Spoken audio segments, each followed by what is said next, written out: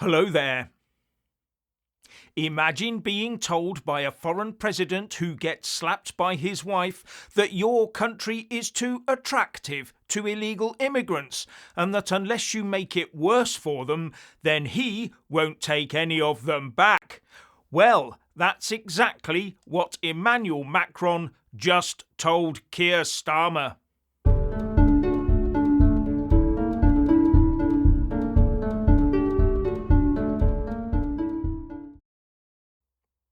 President Macron told Keir Starmer the obvious: make the UK more hostile to illegal immigrants by killing off our black market where so many illegal migrants thrive, and remove all access to benefits from asylum seekers, and most of our channel crossing problems would melt away. And then, said Macron, he could do some sort of totally dishonest one in, one out deal with us. But our Prime Minister cannot possibly obey that, because at heart he's a human rights lawyer. He can never agree to make the UK more hostile to illegal immigrants. It goes against the grain. But he does like the other demands that Macron made, that we must accept more legal migrants and make family reunifications easier for genuine asylum seekers, i.e., essentially swap one type of migrant for another, as if we had the room. Here's what Ben Habib, the leader of the newly formed Advance UK, says. The deal being constructed between Keir Starmer and Emmanuel Macron is not one in, one out. What they're establishing is the legalisation of illegal migration.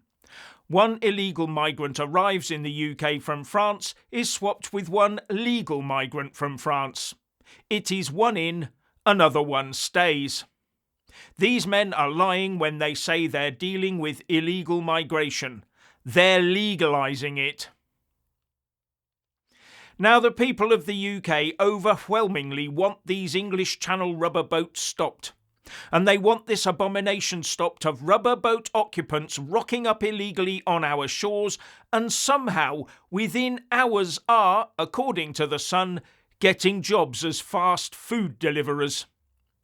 So the vast majority of the UK population will be applauding the Poundland Napoleon for pointing out the obvious to our Prime Minister. And Keir Starmer knows this.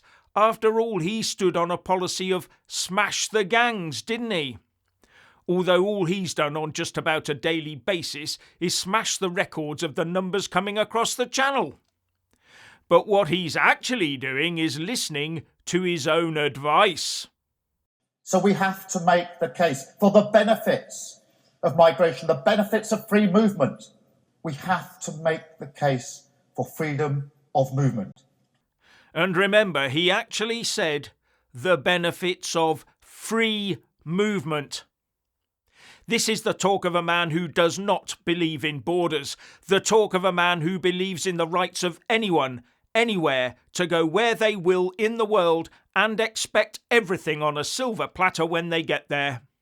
The talk of a man who would, given half the chance, offer amnesty to all illegals in the country and lay ferries on, not from France, but probably direct from Africa. And I would also wonder what Starmer really thinks about Macron's demand that the UK recognise the non-existent state of Palestine that has no defined borders. Now a quick interjection, please like, subscribe and comment below and become a channel member to get extra content like this for less than the price of a pint in a London pub per month by clicking on the join button or following the link in the descriptions box below on a laptop or desktop computer. Starmer is a human rights lawyer at heart who wants to employ the UK state to make the lives of everyone across the planet better off at our expense, and then virtue signal himself before his woke wef mates and say, "Look at me, aren't I a wonderful person?" So he's stuck on the horns of a dilemma. The voters want the boats and all illegal immigration stopped, and legal migration severely cut back, while Starmer wants to mollycoddle anyone who gets here by whatever means they can. But Starmer will never ever do anything that might put a dent in his human rights credentials. And if he did, his best mate and Attorney General, Lord Hermer, would never forgive him, would he? Then there's the non-political King Charles III, of course, who has made it very plain that many, many more people must be accepted into these islands. Can you imagine the next weekly meeting between the Prime Minister and the constitutional monarch if Keir Starmer was looking to do anything that damaged the inward flow of people, that took away their access to accommodation and money, and ensured they could never ever be deported, or stopped them from then bringing their entire extended family over after them? His Madge would not, I suspect, be amused. Remember, Charles stands on the same virtue signalling stages around the world as Keir Starmer and his government team does, especially the Foreign Secretary David Lammy. And the only way any of this works for Starmer is to have loads of laws that protects the rights of all newcomers and gives them all they need to start a new life here. But without actually having newcomers turning up in large numbers to try and take advantage of those rights. He wants to have his cake and eat it too. The trouble is that this will never ever work. While we as a nation have a government that is going to give preferential treatment to newcomers and prevent any adverse comment or opinion on it, while failing to deal properly with their illegal activity and never ever deport them, whatever they do, as well as allowing them to bring their entire family here as well, then those massive pull factors will always lead to droves of people using whatever means they can to get here. Starmer has either failed to realise politics is about hard choices, or he's too cowardly to make those hard choices. And as far as I can see, the only hard choice he's made so far is one that his fellow woke f***ers applaud: the continued locking up and political persecution of Tommy Robinson and the far right. Now, if Starmer had any real honesty or vitamins about him, he would have stuck to his own principles, of which he has none, and told Macron to make France more attractive to migrants instead of leaving them to camp in coastal towns, so that they would be more likely to stay there in France and not chance their arms in a channel crossing. But he won't do that either, and it shows just how weak Starmer is.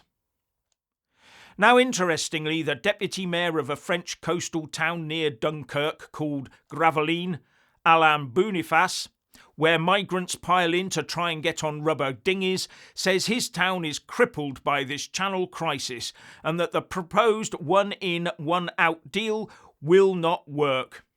"We will just share migrants, not deal with the inward flow," he added. And he's right. At the end of the day, as Robert Jenrick, the Tory Shadow Justice Minister, told GB News this morning, we need a UK sovereign plan to deal with this. We cannot rely on the French or anyone else for help. While Starmer is hoping he can come out of this with his woke hands still clean by leaving it to the French to do the dirty work. And Starmer is watering down sentences for immigration offences. Here's Robert Jenrick again. In the year since Labour took office, can the Justice Secretary tell us how many individuals have been prosecuted for smuggling people in on small boats? So state. Well, I don't have those figures directly to hand, but I'm sure that if they are available, I can write to him with those details. General. Well, I asked the Justice Secretary a very simple question about one of the biggest challenges facing our country right now, and the whole House could see that she didn't have a clue. Well, it's not just the pathetically low levels of prosecutions under her watch. It's also the fact that the Justice Secretary has waved through guidelines to shorten sentences for immigration offences. Under the Nationality and Borders Act, the most serious offence for facilitation carries a life sentence. But she is watering it down to between 10 and 16 years.